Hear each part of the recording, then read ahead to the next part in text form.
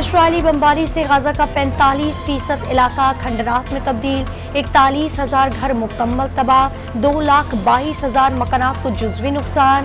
الزہرا اور Islamic university سمیت 279 تعلیمی مراکز بھی برباد، سیوریج کا نظام تباہی کے دہانے پر پہنچ گیا، گٹروں کا پانی غزہ کی گلیوں کو تالاب بنانے کو تیار، جنگ زدہ فلسطینی گندا پانی پینے پر مجبور، ایک روٹی کے لیے 4 سے 6 گھنٹے قطار میں لگنا معمول بن گیا، اقوام متحدہ نے رپورٹ جاری کر دی۔ اسرائیلی فوج کی خان یونس میں رہائشی عمارت پر بمباری سے 13 فلسطینی شہید، صہیونی فوج کی بمباری سے غزہ میں الشفا ہسپتال کے ICU اور امراض قلب کے وارڈ تباہ ہو گئے، القدس اور الشفا ہسپتال ایندھن ختم ہونے پر غیر فعال، آکسیجن اور بجلی کی بندش کے باعث الشفا ہسپتال میں 3 نومولود سمیت 12 مریضوں نے دم توڑ دیا، الہلالی کے بلڈ بینک میں خون کا ذخیرہ ختم۔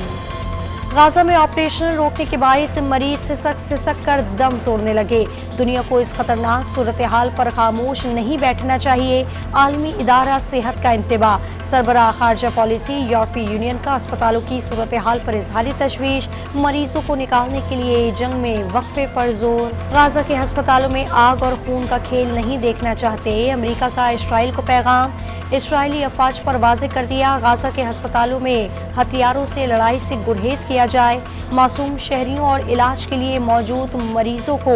گولیوں کا شکار بنتے ہوئے نہیں دیکھنا چاہتا، غزہ سے امریکی شہریوں کا انخلاء جاری رکھا جائے گا، نیشنل سیکیورٹی کے ترجمان جیک سلوان کی گفتگو۔ فلسطینیوں کے حق میں ملک گیر مظاہرے، JUI کا مری میں احتجاج، مولانا فضل الرحمان کا فلسطینیوں کی حمایت جاری رکھنے کا پیغام، شیطانی قوتیں غزہ کو صفائی ہستی سے مٹانے پر تل گئیں، سراج الحق کا امہ کو عملی اقدامات کا مشورہ، فلسطینیوں کی مدد کے لیے سڑکوں پر آئیں گے، کراچی میں ریلی سے حافظ نعیم کا خطاب، اسلام آباد میں فلسطین سے اظہار یکجہتی کے لیے مجلس وحدت مسلمین کی ریلی۔ اسرائیل کے خلاف جنگ صرف فلسطین نہیں، پوری امت مسلمہ کی جنگ ہے، حماس رہنما خالد مشعل کا کراچی میں لبیک اقصی کانفرنس سے خطاب، فلسطین اپنے امتحان میں کامیاب ہو گئے، مصطفیٰ کمال کا مسلمان حکمرانوں کو بزدلی کا مظاہرہ نہ کرنے کا مشورہ۔ پاکستان اور IMF کے درمیان 71 کروڑ ڈالر قسط کے لیے پالیسی سطح کے مذاکرات آج سے شروع ہوں گے، بیرونی فائنینسنگ ضروریات، ٹیکس محصولات اور ایکسچینج ریٹ کے نکات اٹھائے جائیں گے، پاکستانی حکام جائزہ مذاکرات کی کامیابی کے لیے پرامید۔ توہین الیکشن کمیشن اور چیف الیکشن کمیشن کیس کی سماعت آج ہوگی، چیئرمین PTI پر فرد جرم عائد کیے جانے کا امکان، الیکشن کمیشن نے اسد عمر اور فواد چودھری کو ذاتی حیثیت میں طلب کر لیا۔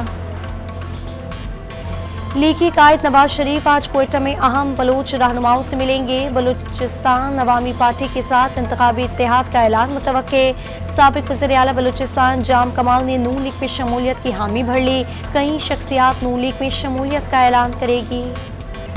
نون لیگ سندھ میں زیادہ سے زیادہ نشستیں لینے کے لیے متحرک، JUI، JUP اور فائنینشل لیگ اور MQM کے رہنماؤں سے لیگی وفد کی ملاقاتیں، خواجہ سعد رفیق نے سندھ میں ہم خیال جماعتوں کا سیاسی اتحاد وقت کی ضرورت قرار دے دیا، سیٹ ایڈجسٹمنٹ پر بات چیت نہ ہونے کا دعویٰ۔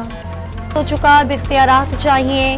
لولے لنگڑے آئین سے جان چھڑا لی جائے ورنہ عوام کو لے کر باہر نکلیں گے، خالد مقبول صدیقی کا لانڈھی جلسے میں انتباہ، ایک وزیر اعظم اور 4 وزرائے اعلیٰ تمام مسائل اور اختیارات پر قابض ہو گئے، اختیارات گلی محلوں تک منتقل کیے جائیں، مصطفیٰ کمال کا مطالبہ۔